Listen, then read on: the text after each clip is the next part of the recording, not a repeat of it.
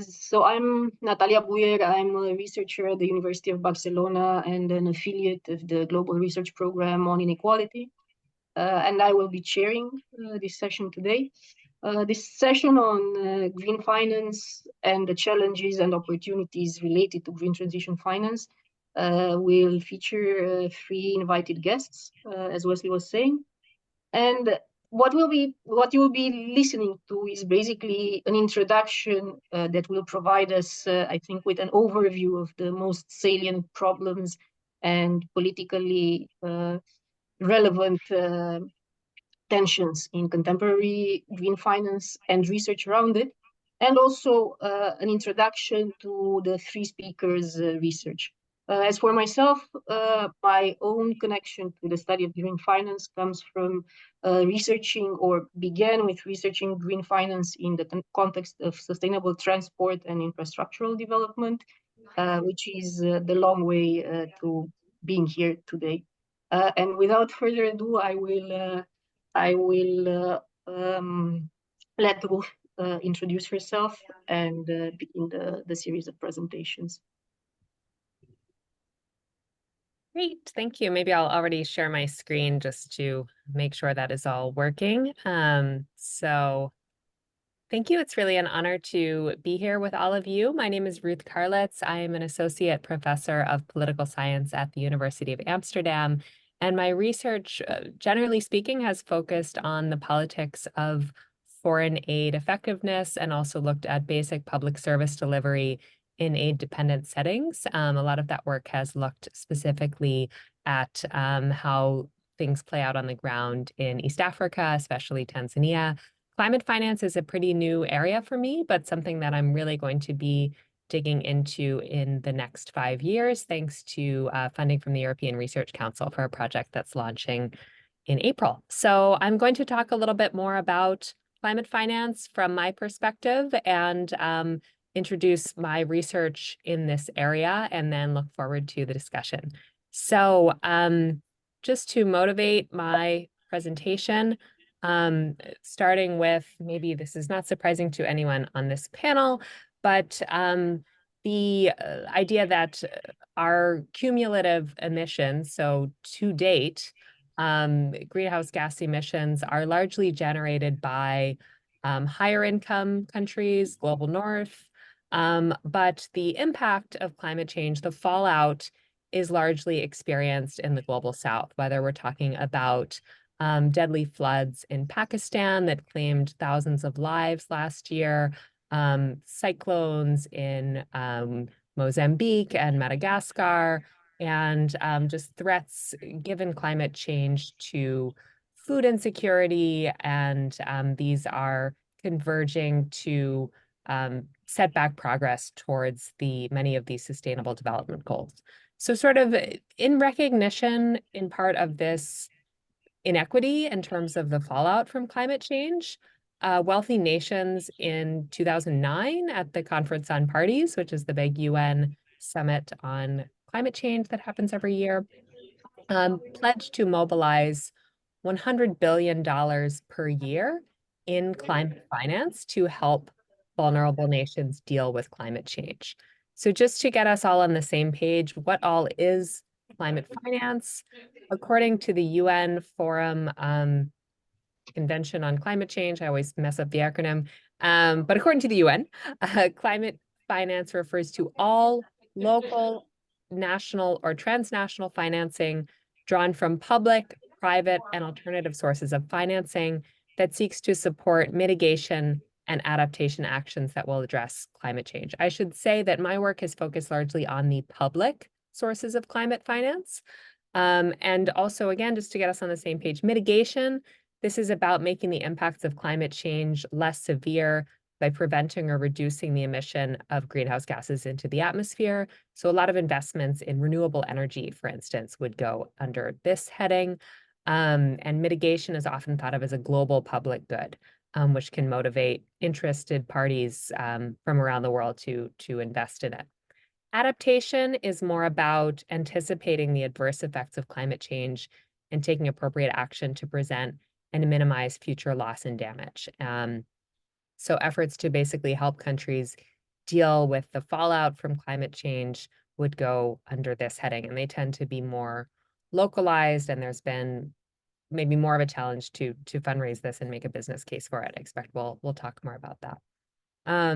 So we have seen that, especially since that pledge at the 2009 Conference on Parties, there's been a dramatic increase in climate finance. If you were to break this down, the increase has especially been driven by investments in mitigation. Again, partly because this is seen as a global public good, and there's also sort of an easier business case often to be made for mitigation investments, but we can, talk more about that. Although there has been an increase in adaptation finance as well, and the most recent COP really led to some more buy-in and agreement about the need to address loss and damage and actually set up a specific fund for it. But there's still a lot of questions about what's actually behind this bar graph.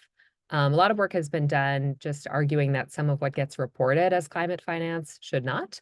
That's not so much where my research is. What I'm really interested in is more, how does this match with the local needs that different countries have, and what is actually being spent on the ground? How is it being allocated? How is it responding to different countries' particular needs?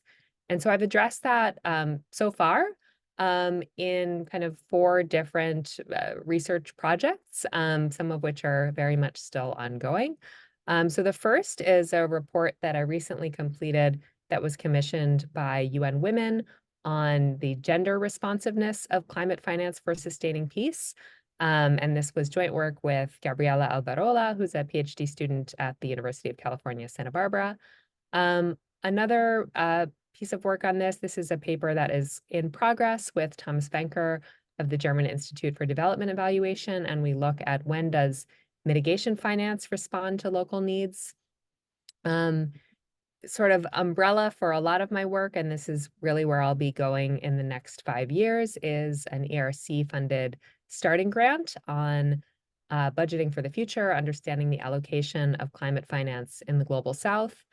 And then kind of related to this, I'm involved in an interdisciplinary project with colleagues at the University of Amsterdam on climate finance and energy minerals, a systems approach. And so integrating my colleagues here from the business school and the Faculty of Science. And so looking at both the supply chain through which critical minerals are extracted, and then also the investments that go into sustainable energy sources on the other side. So these sort of parallel chains as I think about them. So I can just say briefly some of the findings from this research. So on the UN project, this builds on previous work that I have done for UN Women on estimating opportunity costs of military spending. A lot of my work has looked into budget tracking, and it's driven by UN Women's interest in what they call the triple nexus of gender, conflict, and climate change. This study particularly takes a mixed methods approach, combining a systematic literature review and analysis of climate finance flows with interviews with key informants in 3 countries. And we see that when it comes to climate finance that is also seen as targeting gender equality, there is really not a whole lot of action here, especially when it comes to this. The green bars are climate finance, where the principal target is also to address gender inequalities. There is a significant sort of increasing amount dedicated to projects that have a significant gender equality target that are seen to somehow address gender equality. But then a lot of these projects either are not even screened for gender equality, and this is all based on what donors report to the OECD, I should say, or is not seen as targeting gender equality. And when we actually, we did this sort of large quantitative analysis, pooling all these projects together for all of these years. And when you start to dig into what actually gets coded as targeting gender equality, it raises some questions. So that's something that we see as sort of an opportunity for future research to dig into. And when it comes to activities that are actually targeting this triple nexus, here we see very small number of projects that are simultaneously looking at CPS as conflict, peace, and security, and then also gender sensitivity and also climate finance. So there's part of it is just that's not where a lot of the emphasis has been, but then even when we look at projects that are targeted, we still don't necessarily see them obviously addressing these needs. And in our interviews with key informants, we also heard that sometimes this has to do with how different organizations think of themselves. And even to say that I am out there targeting gender inequality, this is not as easy as, donors might want it to be. And there might be reasons that local partners, even if they are contributing to those struggles, are not going to be positioning themselves in that way. Turning to the second strand of research, which is around when does mitigation finance respond to local needs? So this is really motivated by the mandate under the Paris Agreement for global action for mitigation, which also includes a line in Article 2, I believe, saying that countries in the global north should support developing economies to enhance their action and make sure we're going to reach the targets together. There are also different Paris, but Paris Declaration on Aid Effectiveness and the Accra Agenda for Action highlight the importance of country ownership and alignment of aid with partner countries' priorities for enhancing aid effectiveness. So this leads us to wonder, to what extent is mitigation finance meeting the distinct needs of recipient countries? And so here, we've been looking at how well mitigation finance is aligned with needs as expressed in recipient countries' nationally determined contributions. These are which they submit to the UN every year to say, or every so often to say how they're going to meet the Paris goals, and then looking at what determines whether mitigation finance is more or less well aligned. And so we find that, first of all, the expression of these conditional targets that say, and I can unpack this in the Q&A, I realize this is getting a little bit technical, but this is just visualizing the extent to which developing countries or low-income countries are saying, we want to do something mitigation related, but we need help to do it. And so treatment status is basically that expression of need as coded in these nationally determined contributions. And we would expect that following this statement in the NDCs, we would see a corresponding increase in aid. But what we find is actually here, the orange lines are aid targeted to mitigation needs. We don't really see, and this is other aid priorities, we don't really see that following the expression of need in the NDC, we would expect these orange lines to go up and to be higher than the dashed blue lines. And we see that a little bit maybe with the most recent NDCs, but this still raises a lot of questions about efficient targeting and needs-based targeting.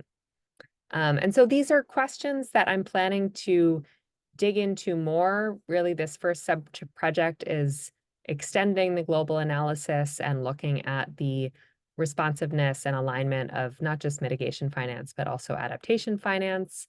But then the project, most of it is these sub-projects that are going to dig into the allocation and targeting of climate finance within 3 African countries, specifically focusing on Tanzania, South Africa, and a third country that we're going to determine in the research. I'm recruiting PhD students and a postdoc. I'll be circulating that soon. So if you send me an email or follow me on LinkedIn, I'm happy to share those opportunities and see this as a great chance to meet more people working in this area. So that's all for me. Thanks a lot for the opportunity.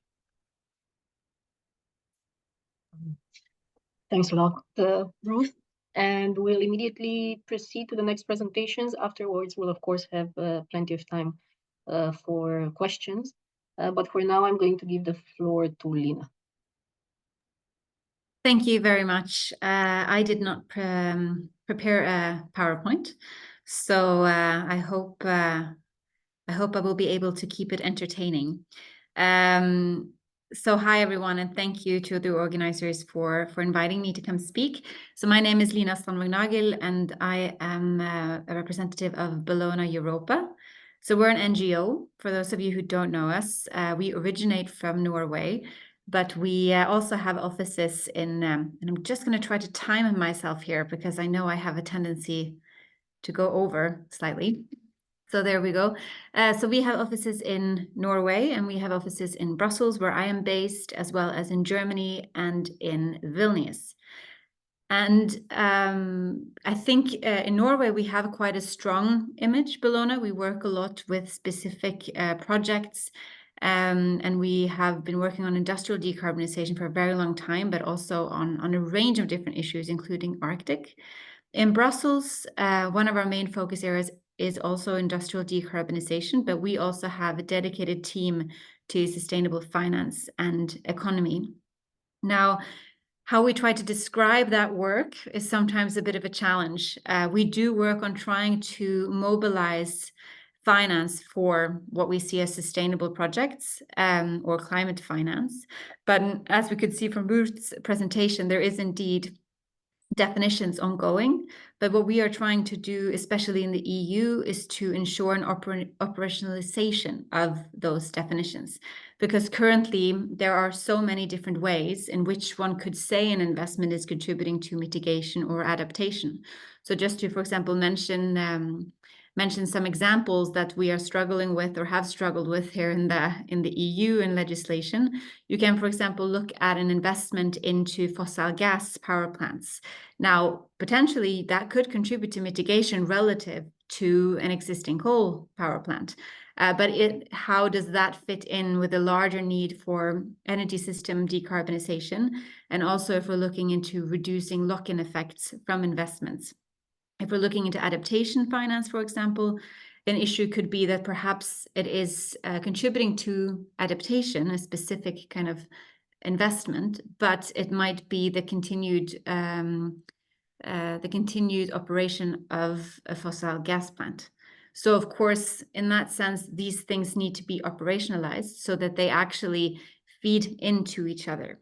And as I think we will also get more into, one of the specific files where the EU has tried to kind of do this balancing act is, of course, the EU Sustainable Finance Taxonomy, which is often hailed as kind of being the first of its kind. But of course, most of the people on this topic knows that China actually were quite early on when it comes to developing classification tools for sustainable finance.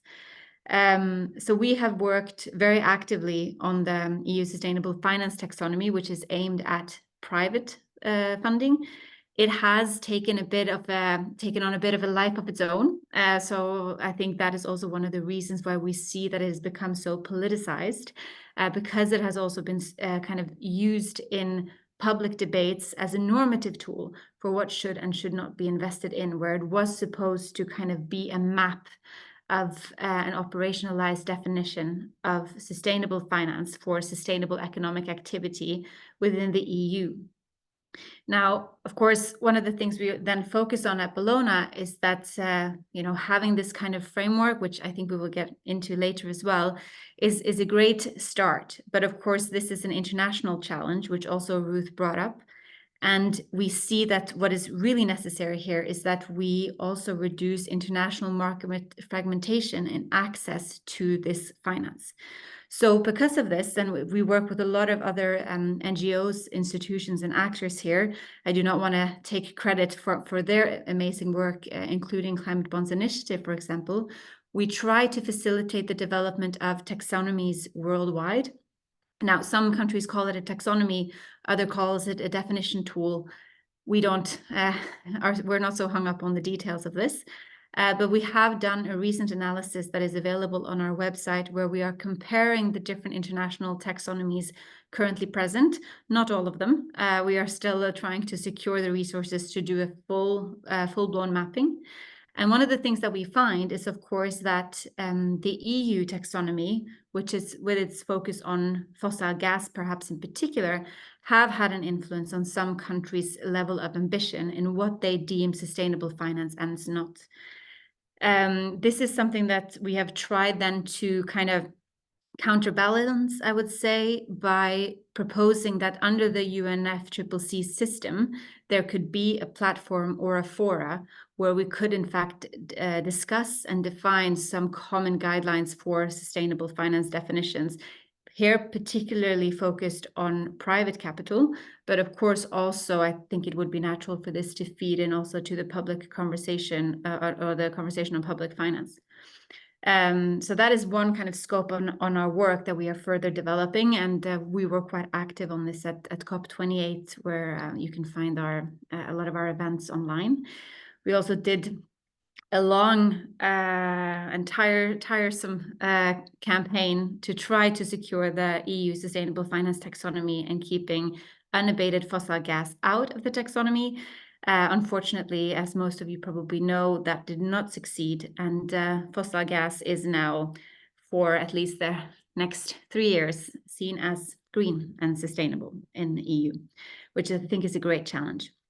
Another aspect of our work, which I think is important to mention, is that we also work on trying to ensure that how our economy is working is actually facilitating and mobilizing additional financial flows into sustainable projects. Now, for this conversation, let's assume that that definition of what a sustainable project is actually in line with what contributes to climate change mitigation. Here, what we see is that we still have this difficulty of what we call the micro-macro paradox, where we can invest on the ground in individual projects, but as long as we are not able to shift the ongoing flows into continued extraction of fossils that are not abated in any way, we will in fact not see the actual effect. And here we see that we have quite a few challenges. We see that we have challenges in how the market itself operates. We, for example, have in the EU and in many different countries around the world attempts of setting a price on emissions through the EU ETS system, which is crucial for trying to facilitate financial flows into projects that have lower emissions. It's about competitiveness, it's about a level playing field. And we see that due to the fact that there is, asymmetric climate ambitions across the world, there are a weakened price signal in the EU, for example, under the EU ETS, which actually hinders or at least reduces the competitiveness of low carbon projects vis-a-vis kind of status quo high emitting projects, because they still have these free allowances. So as a result of this, or as a response to this, we have the Carbon Border Adjustment Mechanism, a very long and tiresome name, so we usually call it the CBAM. And here as well, we are trying to ensure that this is accounted for in a proper way, that it contributes internationally to a more level playing field, that it does not, for example, disproportionately influence those countries that are already facing perhaps the greatest challenges when it comes to fighting climate change. And as part of this, we have also focused more on the international aspect of the CBAM, trying to see if a CBAM or a system of interconnected CBAMs across the world could potentially feed into a fund that could then be providing support directly from these countries that are importing to the exporting countries to decarbonize, so that you're not only providing some kind of stick, but you're actually also providing a clear kind of path of investments, which would be in a way a public-private partnership, trying to reduce investment risks to actually enable these countries to industrialize, but skipping the stage that we've all been through in Europe with emitting or high emitting sectors. And this is also something you can find on our website online.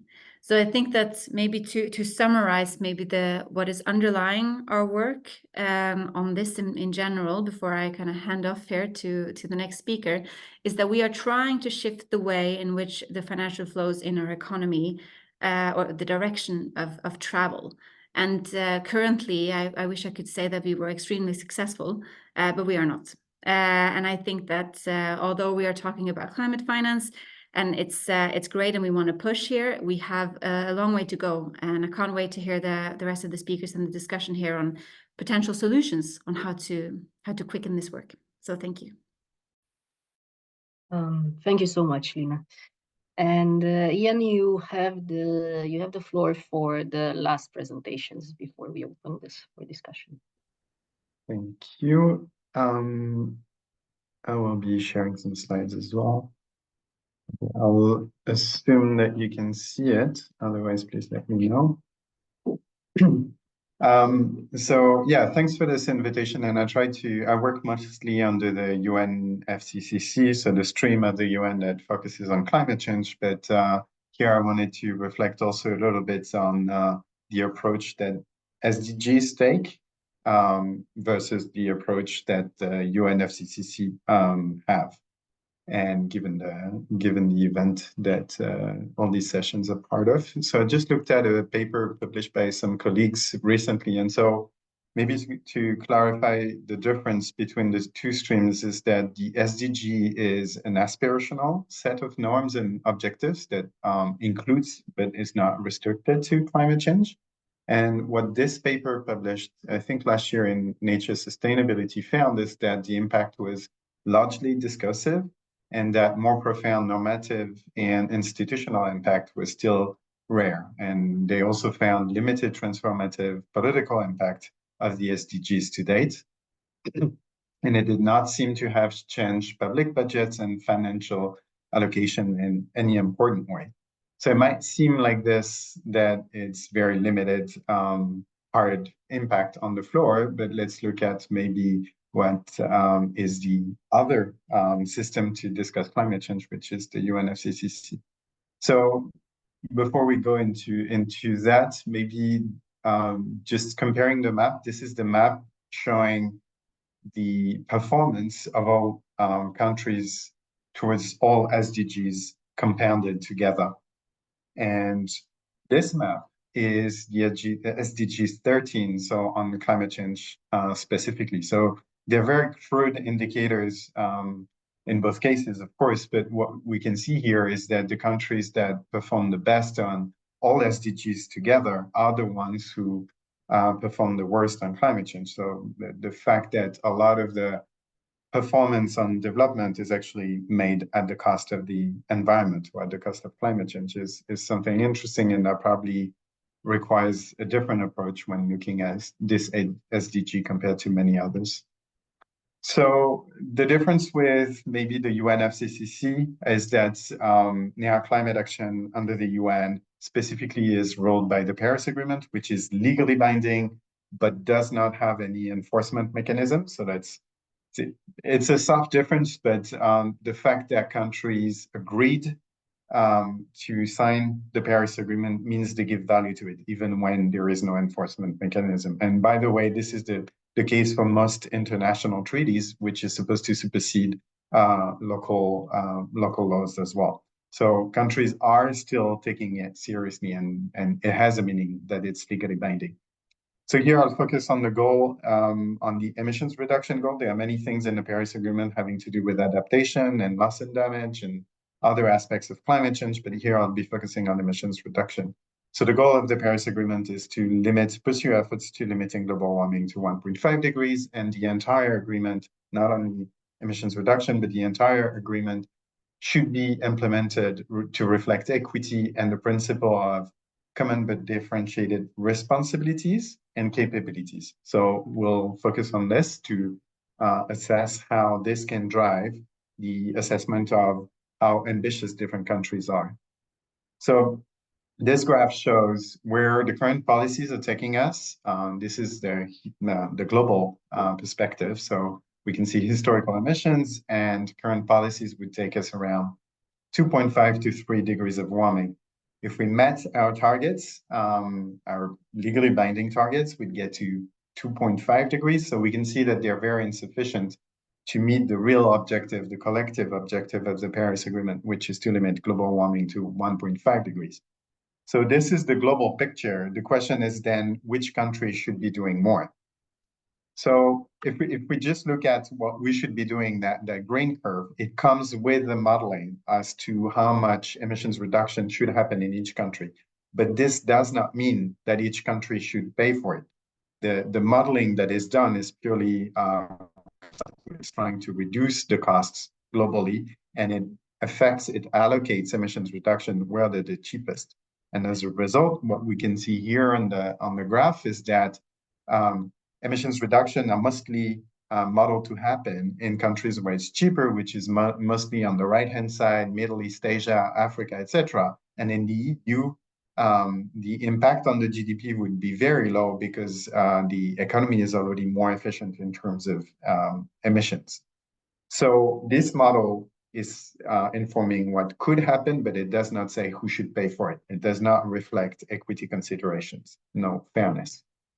And by the way, this was used by Norway in its first climate pledge under the Paris Agreement to justify its emissions pledge. So it was looking at the, I think, purposefully looking at the wrong part of the IPCC report to justify the relatively low ambition of its target. So rather than seeing what would be fair for Norway to do, it was looking at what would happen in Norway if we try to reduce costs globally. And that implies that a lot of effort is happening in the global south.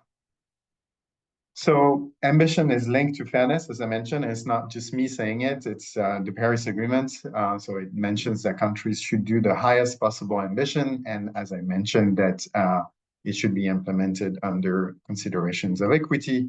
And countries are to explain, unlike what Norway did, how their pledge is fair and ambitious. And the two terms are going together.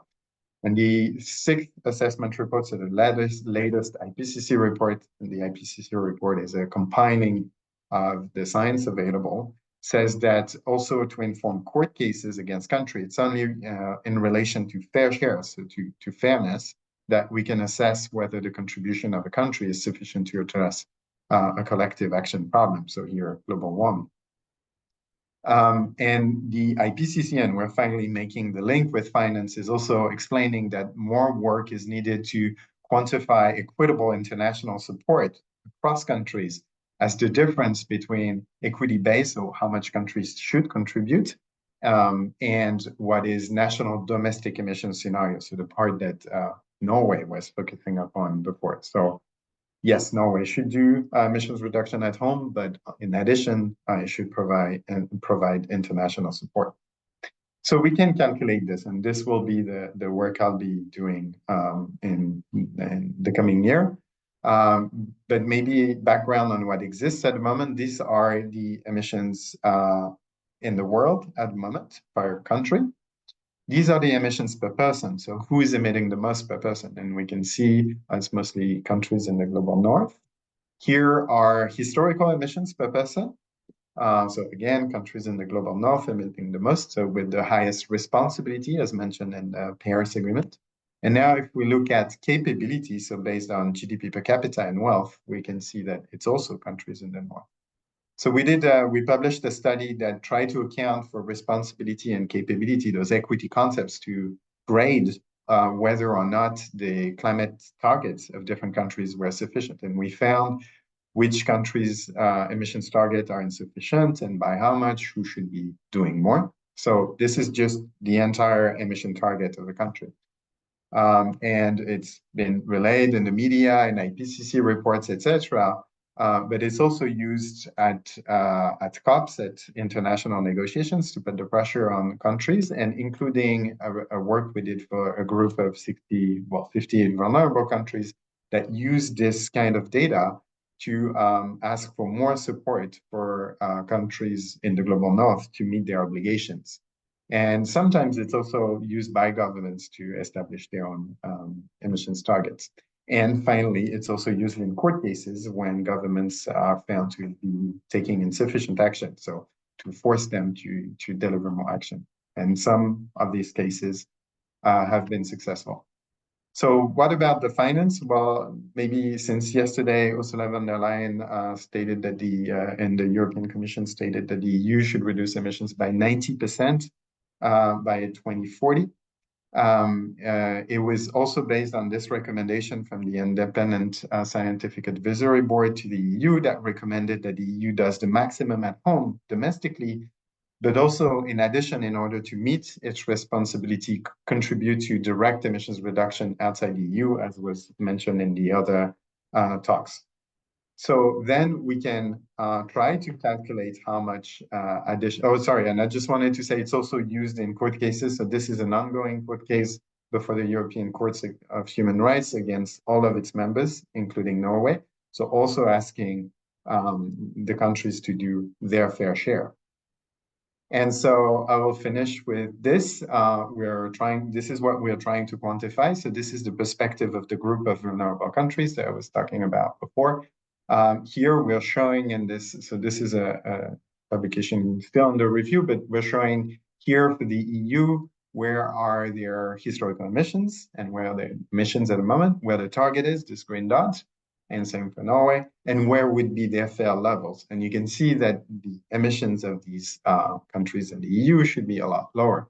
And so if they keep their targets, they should, in addition, fund emissions reduction in other countries in order to meet their fair level.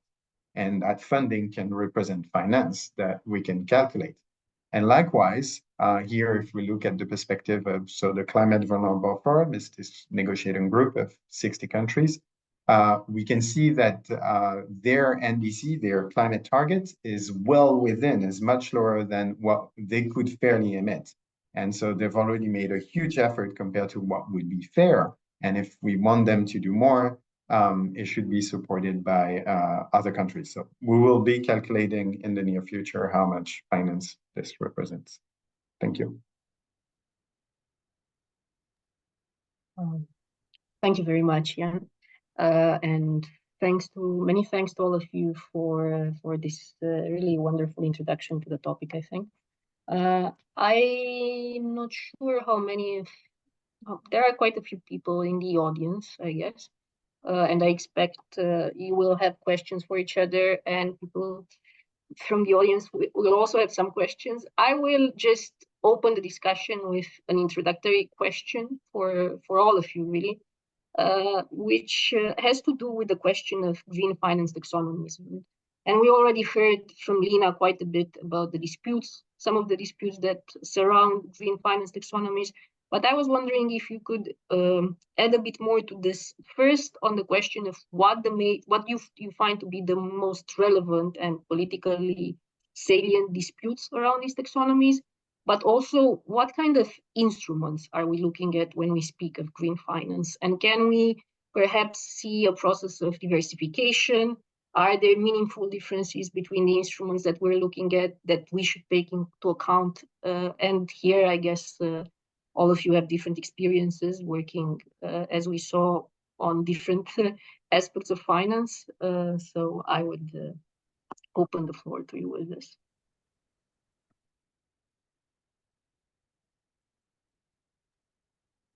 Sorry, should I start? Sorry, Sure, please go ahead.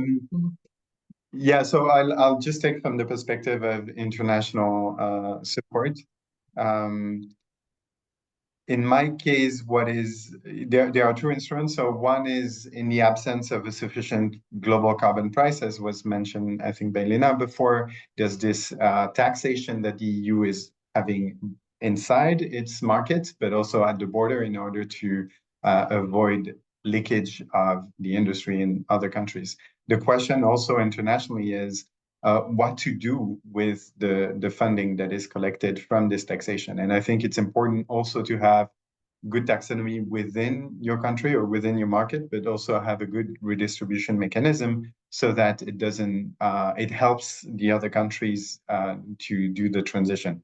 And the other aspect is also the importance of the rules when a country is counting emissions reduction that it funds in another country. So there needs to be solid rules. There's been progress lately with the Paris, under the Paris Agreement, but there's still some clarity needed around what different companies can claim as emissions offsets.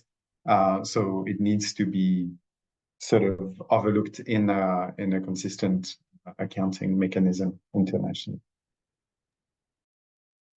Maybe I can pick up from there, also thinking about international finance, and specifically what I'm the most familiar with is climate finance as it is channeled through traditional foreign aid, so overseas official development assistance, or ODA. And so there, I mean, there's a whole process, and the OECD has a whole handbook for how you screen different projects as being targeting mitigation or adaptation or some mix, and whether it's the principal target or the significant target. So it generates a lot of data, and I think the more information we have, the more we can then query if it is actually addressing different needs. There's certainly concerns that it is not, that a lot of what gets reported as climate finance is not necessarily real support. I think some of the most prominent critiques are from Oxfam, which publishes this climate finance shadow report. And so one of the things they highlight is that they make the case that climate finance should be reported in terms of grant equivalence, and that's not necessarily the mandate, but they call it real support. And so if we think about grant equivalent support, then countries are much reaching this $100 billion target seems much further off. And so I think that there are some issues with the reporting and the process of screening and what gets classified as climate finance or not within the traditional ODA system, but at least it's happening, and at least it is pretty transparent, and you can then dig into the data and draw your own conclusions. And I think that there is, I think there is a challenge of just how private finance is reported, and it's encouraging to hear from Lina about some of these efforts. So I think kind of harmonizing that, I'm a believer in transparency as not a cure-all, but certainly as a first step that then allows us to have a more honest conversation about what's actually happening. And so I think the more kind of ways there are to share information and track it in a systematic way, then we can have debates about these different criteria. So yeah. Yeah, maybe to come in there as well. I think that transparency, openness, as Ruth is saying, definitely the right approach. I think maybe to touch upon what is maybe some of the biggest points of maybe not contention, but at least discussion when it comes to taxonomies in particular internationally. What are the things we see is that there's a big discussion on should kind of taxonomies be a golden standard, or should it be more of a traffic light system? So in the beginning, when we're talking about these classification mechanisms, we're talking about it setting kind of a best in class currently, and then and progressively becoming more ambitious as kind of technology develops. But we also have this, and this is of course to make sure that we actually are not setting too high of a barrier where nothing can fulfill this sustainability criteria. But the alternative is also to create a yellow label, a red label, what is a harmful economic activity. And what we have seen here, and that is very much related to, you know, also enabling transitional finance, which we call it. But what we have seen is that opening up for these kind of different levels of finance or categories of finance, it has a tendency to really politicize the issue, because then the issue actually becomes, for a lot of economic activities, to access capital or ensure continued access to capital through this classification system, which is of course what has happened with fossil gas. And I think that when we are looking at this issue, we see internationally that there's actually not that many countries that have taken the approach of the EU, which is, I think, good, because the EU has actually, in the way it has operated, contributed to greenwash fossil gas as kind of a bridging tool.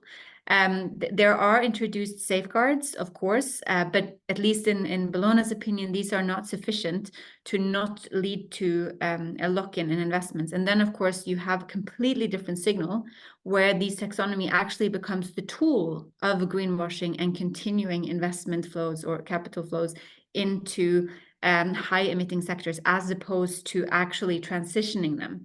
So this is one of the areas where I think it's very nuanced, and it's very tricky for a lot of countries to do this when it comes to the different categories, as opposed to having kind of a golden standard, which then of course is revised. I think in the EU it's every 3 years for a transition activity and every 5 years for kind of a sustainable activity.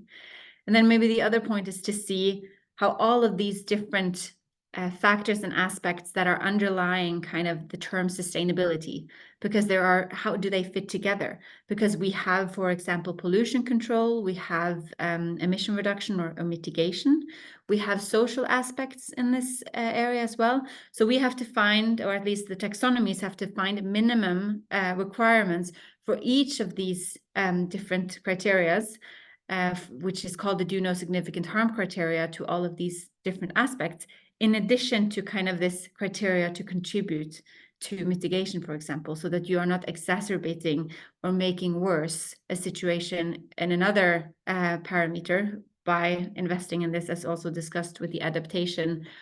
If you, for example, use adaptation finance to enable a fossil gas power plant to exist for another 20 years. So I think these are really some of the main issues. And of course, also the issue here of nuclear. How does nuclear fit in? Because it fits the box in climate change mitigation. But how do we deal with the waste? How do we deal with the social aspects here? It's extremely complicated, and countries have very different opinions on this as well. So I think these are some of the challenges. It will be quite interesting to delve into, I think, at the international arena. Many thanks to all of you. I will now also open the floor to the audience. So I don't know if somebody out of the many people with their cameras turned off has a question. Just feel free to jump in if that is the case. If not, I have plenty of other questions for the speakers. Okay, Lina, since you were the last to intervene, while we maybe wait for some questions from the audience, I wanted to ask you in relation to this, the question of the inclusion of fossil gas in the EU sustainable taxonomy. What do you think were the determining events or the most relevant actors in the outcome of this dispute? And how could have this gone a different way, basically? Yeah, I think that's, first of all, I think that we have to acknowledge that, as was mentioned, I think, by both the previous speakers, the kind of field of climate finance is relatively new. There is not a great in-depth understanding of this amongst even politicians or policymakers, but also not in the public. So when we are trying to determine what is a sustainable economic activity, it's quite challenging. There was a lot of work that needed to be done, preparatory from the EU as well. And they have these technical expert groups. I think the process goes back to 2018. And one of the biggest issues at the start that was actually agreed on by most participants was that this needs to be scientifically based.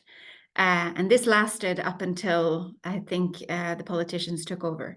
And at that moment, it became a normative question.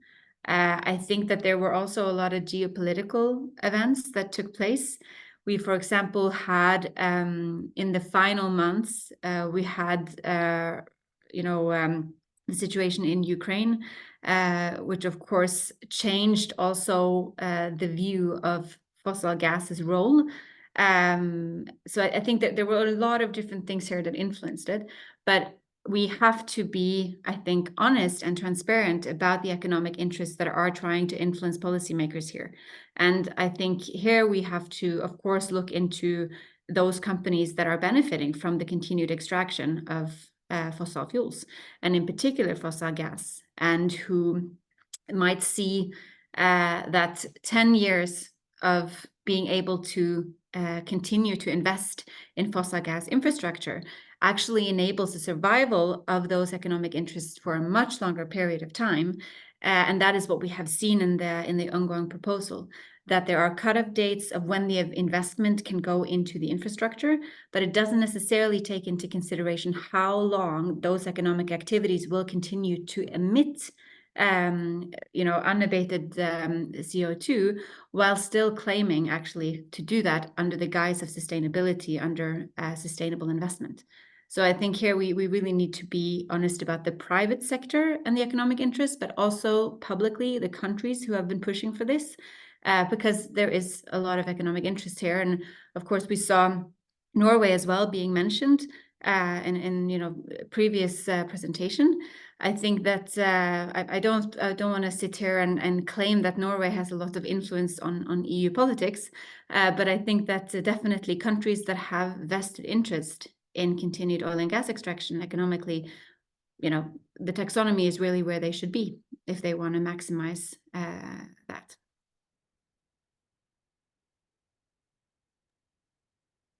Thank you, Lina. We have there's actually a question coming from Wesley, but in the meanwhile, I was wondering if you also maybe have questions for each other. If not, maybe I'll raise it as you as we continue advancing the conversation. I'll bring in Wesley's questions, which I know was also point of discussion as we were talking about the panel, and this has to do to begin with the question of political solutions, right? And the political solutions that are on the table. One of the questions is, have we in a way exhausted political solutions, or are new political solutions inconceivable? And is there a need for a vision on a greater scale, right? Could we speak of something akin to a Marshall Plan in order to deal with the predicament you've all been describing?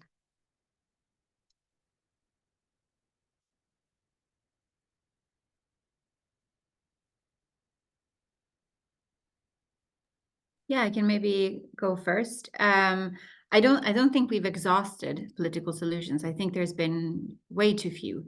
I think that one of the greatest challenges that we have is, of course, that this is it's an international problem. It's not a local one. So working together is a crucial importance. And I think what we're seeing right now is a geopolitical reality where we are really working together on a lot of issues. And I think that also goes for climate mitigation and finance. Some of these countries internationally are at war with each other. So then coordinating on how to address climate change through financial means, it's difficult. I think that we need to focus more on it. And I think that here, the countries that have the brunt of the responsibility for the emissions are the ones that needs to go ahead and start this and really be the best examples through these initiatives, with an open door policy for actually listening to some of these countries that can be part of the big picture solution for this. Especially, for example, in Africa, there is great potential to be a solution, for example, for access to renewable energy. And here there are great investment opportunities for public-private partnerships in reducing investment risk, for example, for infrastructure. This should be something that we should be able to do that benefits us all, but still it's moving too slow. So I think, maybe a Marshall Plan could be a really great idea. So if anybody wants to develop that one, let's go for it. Yeah, I think there's a need to both kind of push on the existing instruments and channels and work to make them better, and not like throw the baby out with the bathwater. I mean, I think there is a lot of cynicism about climate finance, and some more critical scholars I engage with say, this is greenwashing. This is just sort of a new way for capitalism to do its thing. And I'm not a cynic. I think if I were, I would need another job. But I also think we shouldn't say, well, this is the way we've always done things, so this is how we should continue to do them. And I think my sort of immediate reaction to something called a Marshall Plan is a little bit like, it feels so still sort of thinking about states as the key actors. And I think there's a lot of room here for non-state actors and local voices. And something that I'm really hoping to delve into with my research is moving beyond when we say, okay, Africa needs a seat at the table, African countries need to be represented. Actually querying those processes of who is speaking on behalf of the interests of African people and people in different countries. And so I think looking at ways to not just sort of call the heads of state to Brussels, to The Hague, to these centers of power and say, okay, we listen to you, but actually how can we hear from the grassroots? How can we connect different voices and coalitions? I mean, I think climate is a place where youth activists have played such an outsized role, and there's not just your Greta Thunbergs, but there's your Vanessa Nakates and just youth activists in the global south, really listening to them, hearing what sort of new ideas they have, and then how can we listen to that in a serious way and learn from it, and not just sort of continue with business as usual. At the same time, not saying that these global state-led efforts that have some buy-in should be completely abandoned. I think we can do both at the same time.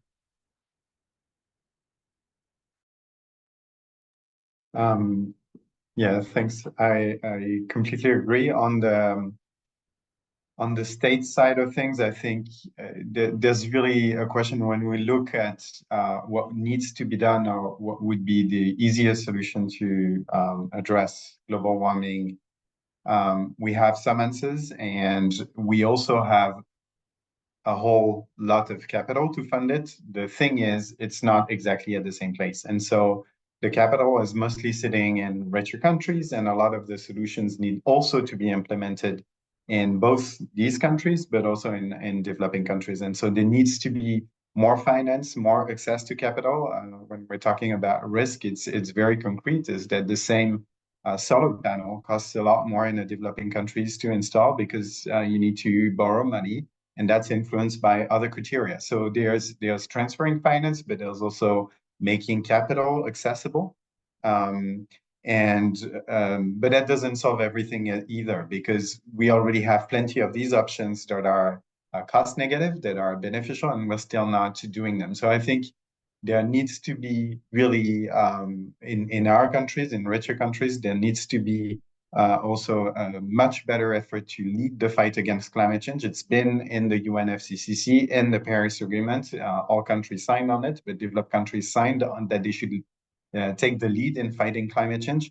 They have not done it in the finance, but not even done it at home. They've been very mild in the technology development that they've done for themselves. They've been more than soft in how they share this technological development.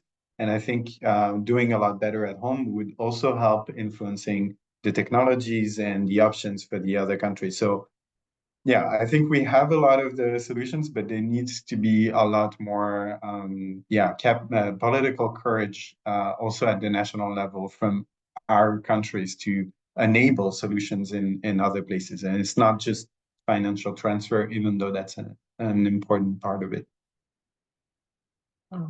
Thank you, Jan. I will, I'll encourage Wesley to actually jump in himself and raise the question that he has directly. I think, Wesley, you can do more justice to your own question than I can. If you don't want to, I will just also include your other questions. But in the meanwhile, go ahead. And then I have a follow-up question for Jan. So maybe I raise this question and then you can bring in your other questions. Sure, yeah, go ahead. So Jan, I just wanted to ask you, so regarding your work on quantifying equitable international support, I was just wondering if you could give us a bit more detail on what this actually involves in terms of the indicators that you're looking at, but also in terms of the available data and what type of difficulties you encounter when it comes to producing this kind of data. Yeah, thanks. So the indicators are very simple, and actually the more I progress on this, the simpler it gets. I'm not complexifying at all my models. And the reason is that it needs to be very easy to understand and grasp for politicians, for negotiators, for judges at courts. And so those criteria are trying to, as simply as possible, represent responsibility. So it's usually historical emissions. The more a country emitted in the past, the less it can emit in the future. And capability, also because it's written in the Paris Agreement. So the richer the country is, the more it should contribute to reducing emissions. So responsibility, we're very acquainted with it. It's a polluter-payer principle. It's very good to deter actors from doing bad things or polluting, but it might not be the most efficient. For instance, Ukraine has polluted a lot on a per capita level. It doesn't mean that we should necessarily put a great burden on this country to reduce emissions. On the other hand, the richest who should pay is also part of current taxation schemes within country, and even the EU is using this approach to share the effort across EU member states. So on how to reduce emissions. So these are the criteria, and the result is that then we ask from countries that have a high responsibility and high capability to fund a lot of the emissions reduction. And conversely, countries that are poorer or have low responsibility can receive a lot of finance, including to fund the mitigation that is needed on their ground. But it's not purely needs-based, as was showing Ruth in her presentation, where she really showed the needs. So it's fairness sort of beyond the only need to reduce emissions. It's also partly compensating for the unfairness of the emissions in the past. Thank you for that illuminating clarification. And Wesley, you want to jump in maybe? Yeah, so they're not my questions. I am moderating in the background, but also they stem from a larger sort of project we have at BIP, which is, tentatively titled "The Coming Contestation: Green Finance and Inequality in the Global South." So that's where some of these questions sort of come from as well. And the first one that has been sent to me is on how you see climate change skepticism and how it might affect green financing. Particularly right now, you have the growing illiberal regimes. And so at that point, you have a lot of skepticism. And in Brazil, well, not anymore, but before, and whether you see a correlation between that growth in illiberalism and green finance, because in some of these countries, that's where you would expect the financing to come from. So that's the first question. The second question has to do with the vision that has been set. So we've talked about Vision 2030. We've talked about the SDGs being these ideals.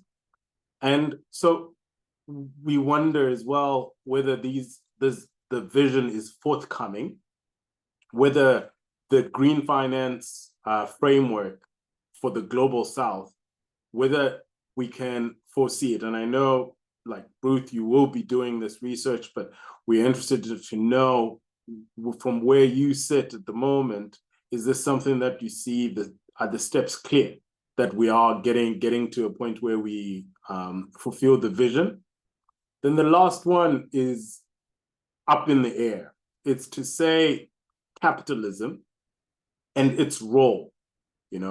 Should we be looking at a shift in whether be it economic or political ideology?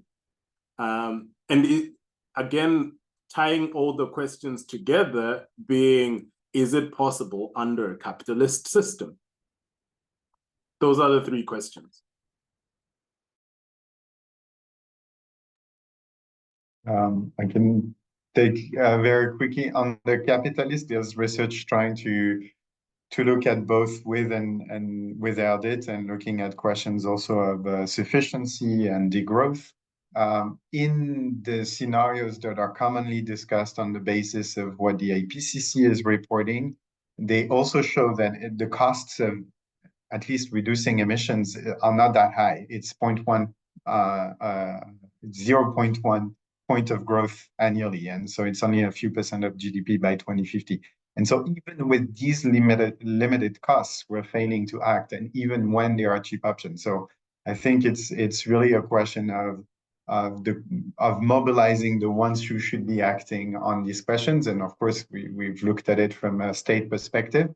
And I think the question on skepticism is also reflecting this. So we tend to put the burden or the responsibility on others. So of course, it's an individual bias that we all can have, but it's also something that is being instrumentalized by heavy polluters, whether it's state actors or companies that are trying to encourage skepticism, whether it's denying climate change or denying certain solutions or asking for others to act first. So that's also something that is orchestrated and instrumentalized by the few actors that would not benefit from the transition on the short term. I'll let the others answer to other points. Yeah, I think these are huge questions, and great to hear of GRIP's forthcoming work on this, and maybe opportunities for collaboration. I think more heads together is great. I mean, I think the question on skepticism, we really can't ignore it, and I think there's been a kind of trust in experts has gone down and has had severe political consequences all throughout the world and various topics. So we see it with Brexit, we see it with the response to COVID-19, and these, you know, big sort of collective action problems are hard enough to get buy-in from experts. But then when you have people having skepticism in experts, often I think taking that seriously and not dismissing it. And so what is driving that? How can we address it? And I think something where I see maybe a gap in the research is, I think there's a lot of effort to address climate change skepticism or political misinformation at an individual level. So sort of experimental psychology and like, you know, helping people learn how to spot fake news and these sorts of things. And there's some interesting innovations being made there, but actually connecting that, how does that scale? How does that sort of relate to big political economy questions? I think there's a bit of a disconnect, and just sort of like, oh, you know, people will get on board and we just need to figure out the solution, and then we figure out how to generate buy-in. So probably going to the root of what's driving that skepticism. I love Jan's point about the fact that it's not necessarily innate, and it can very much be instrumentalized by the actors who have an interest in maintaining a high carbon status quo. So I think that's really key. And yeah, I don't know if I totally got the second question. The last part of it was this: are the steps clear? I would say no, but but I don't. Maybe if you could repeat the substance of that question, I could try to take a shot at it as well.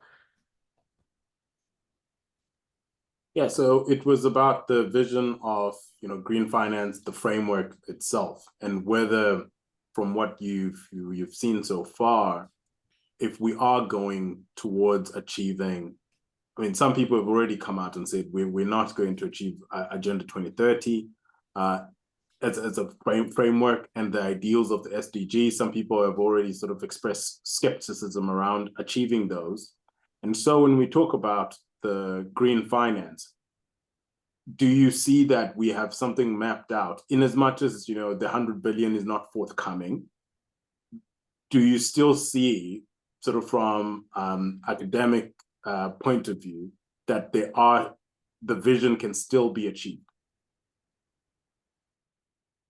I don't know. I mean, I think probably no and no, but I already said I'm not a cynic. So I mean, I think to make that a little more hopeful or action oriented. I mean, I think the vision is useful, but I think it's really also important to think about how that vision was developed and who the powerful actors are who got to really put their interests forth. And I know from talking to colleagues who work with local NGOs and government actors in, for instance, I have a colleague who works in an NGO in Kenya, and in their engagements with government, I mean, it's still seen as like, okay, this is another thing that donors want us to do, so now we're going to call these things green. But it's like, this is a new pot of money. And so some of the same political motivations to spend that money are going to come in the same way they have with foreign aid for other sort of topics du jour. And so I think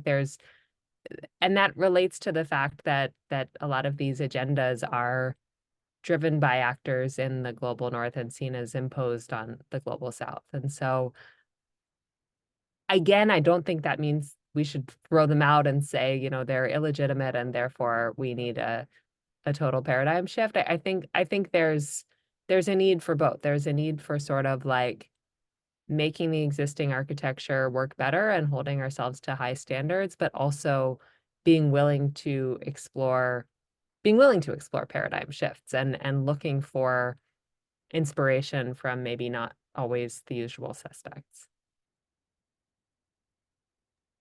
Yeah, perhaps to come in there on the question on skepticism, I completely agree with the two previous speakers. I think that one of the things that is so challenging, of course, if we're talking about private capital in particular, but also public capital, is that this skepticism, which is driving or you know, you don't know exactly where the cause and effect is there, but there is you know, if you're looking at the democratic tendencies here, you see politicians and economic actors feeding the skepticism, but it's also feeding the politicians. And this, of course, influences the investment environment and the political business cycles. So as long as this is seen as very unstable, you will have a higher risk to the investments into low carbon technologies and projects, which will influence quite substantially the pace at which we are decarbonizing. And I think that is one challenge that we need to be able to address, because a lot of these projects are risky because they depend to such a great extent also on public action, because we have a lot of market failures that are actually standing in the way. For example, as we're hearing here, you know, a global price on carbon. We don't know necessarily if the business case for this technology is going to be, or this project is going to be as good in 10 years, because it depends on the general development of kind of the systems they exist in. And I think also that relates, of course, to the question on capitalism. I think that, you know, it's one thing to have a bit of a normative discussion on where should we go and what should we be doing. But I think realistically speaking, we have no choice because of the time, of the timing that we have set to be able to achieve the reduction in emissions in the Paris Agreement. I think, of course, as mentioned here, we should never look away from the option or opportunity for a paradigm shift. But given the amount of actors, especially internationally involved, I think we're going to have to find a way where this ambition and action is done hand in hand with some sort of capitalism. And hopefully that means, of course, a controlled or regulated capitalism, but putting a price there on our emissions, I think is really crucial. I can also bring in one last thing. You know, I'm looking at the upcoming high-level political forum at the UN coming up in July, and it's mostly global South countries that are going to carry out voluntary national reviews, right? So we talk about financing, and it's usually north to south sort of conversation. And then we sort of forget as well that the North also has to decarbonize and perhaps also needs green finance. So the taxonomy is one, but you have that lingering that we talk about, oh, the 100 million has not been forthcoming, but they also need to finance themselves. So on that part, it's just an observation that I'm throwing out to the room, and for you guys to sort of chew on, and then let me know your thoughts on that. And then lastly, it's on, again, inequality, which is policy, or at the UN level, we're talking about policies and the pacts that countries sign. I'm from Zimbabwe, and after one of the COP, it must be a year or two ago, when the president got back to Zimbabwe, he said, well, we told them as the African Union that, you know, fork out the money, or we'll continue drilling, you know, for oil, or we will continue to burn coal.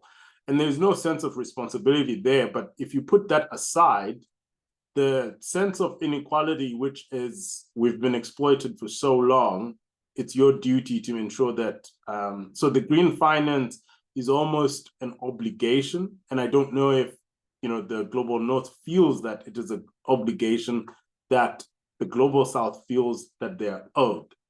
And so when you talk about inequalities, that also comes into play.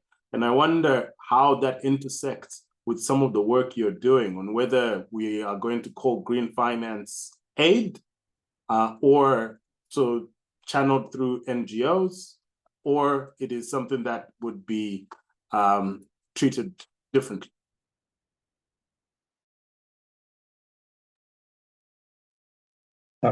I think here there's a fundamental question as should it be just needs-based, as Ruth was mentioning, which is very important, or is there a sense of also responsibility and compensation? And so here I've only been discussing fair contributions to reducing emissions, but there's also support for adaptation to global warming that for now has pretty much only been caused by a subset of countries, rich countries.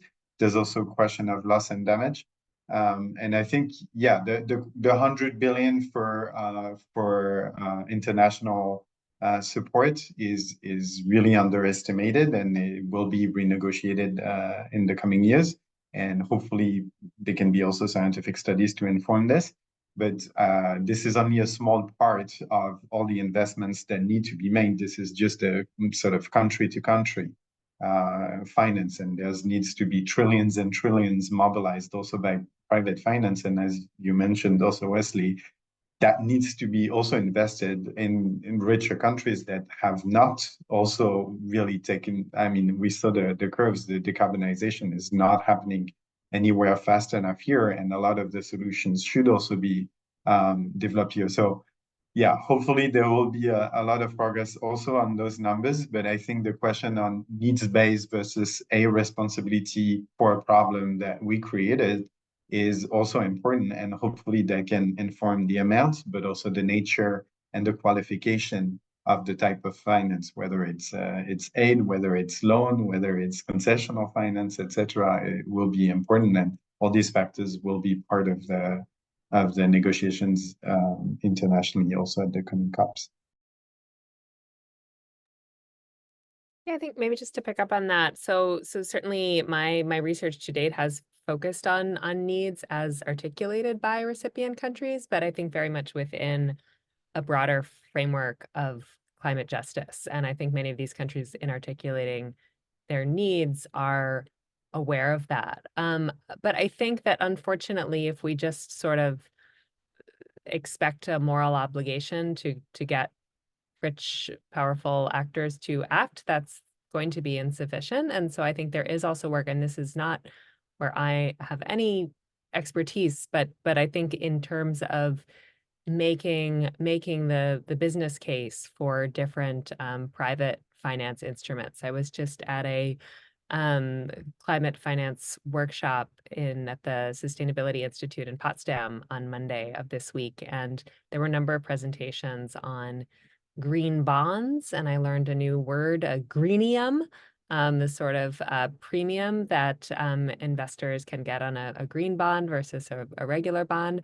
These presentations also raised plenty of reasons to be a bit critical or questioning or even cynical about the promise of green bonds and the risk of greenwashing. But I think, again, it's sort of, there are financial instruments that a sort of common theme in a number of these presentations was that when green bonds have been offered, they have been oversubscribed, and there's definitely an interest in these sort of alternative forms. And so I think that there are ways to beyond highlighting the moral case for historical redress, also making the case to the private sector. And I think there are efforts there, and those can continue.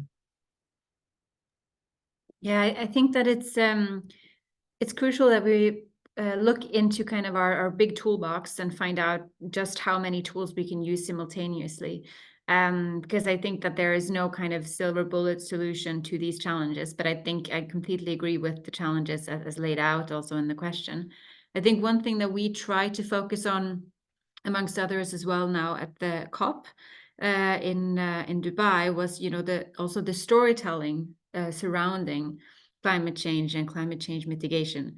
So, for example, what we do both internally in Europe, but also internationally, is that we focus on, you know, the just transition, and trying to really make sure that we communicate. This also goes back to the question on the skepticism, but I also think that this relates also to kind of this responsibility. Who is it with? And the sad truth, of course, is that at the end of the day, the consequences will not necessarily hit where the responsibilities should lie. So we have to try then to, I think, change the system in which we operate. I think we have to do it through public-private partnership. There we have to use capitalism to our advantage as much as possible. But I think also when it comes to kind of how the public and the countries and the states are working together on these issues, we have a lot of work to do. And I think it is a real challenge. Also just seeing the conversations and how they are related to each other at COP, for example, how these conversations are taking place. We have completely different views on what a just transition is and how to get there. So we don't agree on even the terminology that we're using, which I think is also a big issue. I would maybe jump in with the last question on my end. We don't have that much time left. But I think the panel and the discussion has clearly established how meaningful the global north-south division is for this conversation. But I was wondering if you could perhaps comment on how unevenness plays out within Europe, and whether once we look at Europe and break it down into a region with centers and peripheries, right, we can actually find positions within Europe that we would actually structurally associate more closely with the global south rather than what we usually think of when we speak of the global north. Here, I think just a short point, because I don't work so much on the financial instruments. What I find interesting in my field is that as I said, the EU internally is distributing the effort to reduce emissions based on wealth. And that, in a way, is a form of not financial support directly, but it accounts for financial capability. But the EU has not chosen to calculate its own contribution to the rest of the world on that mechanism. And I think that shows the double standards, that it acknowledges the importance of fairness internally, but not so much externally. And we're finding that also with just transitions, where countries are acknowledging that it's important to get things done within their boundaries, and often disconnected from the discussion on how to contribute globally.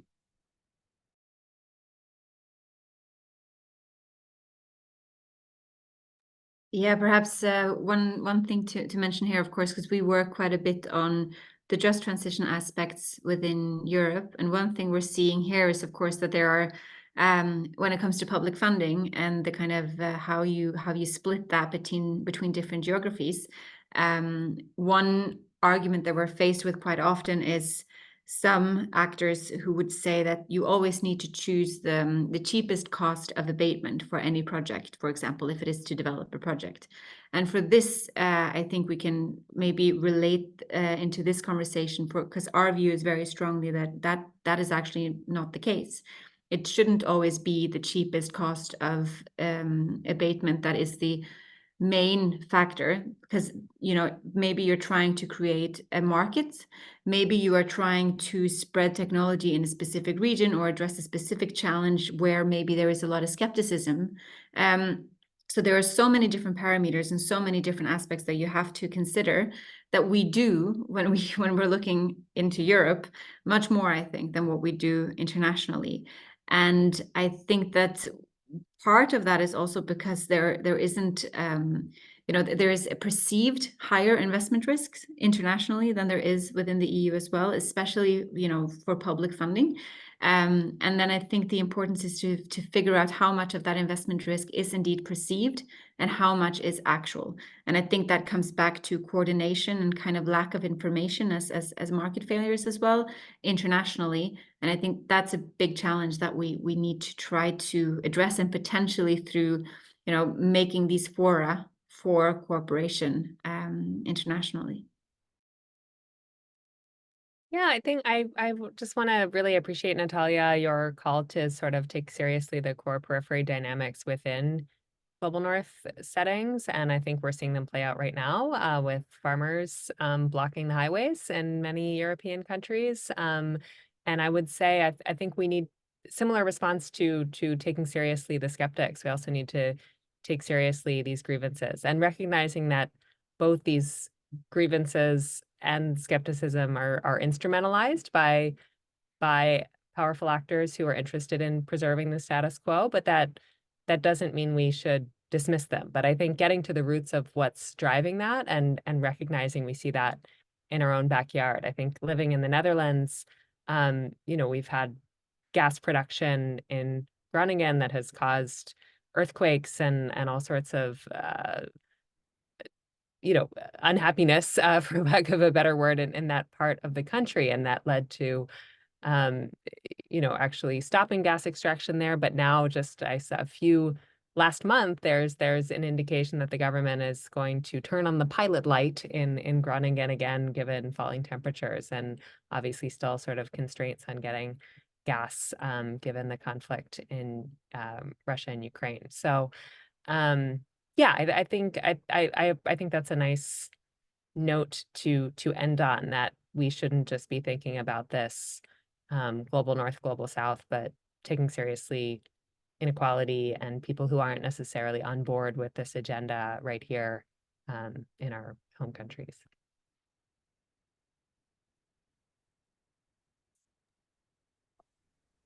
Thank you so much, everyone. I think, Wesley, I'll let you close this off, but I think we're by now pretty much run out of time.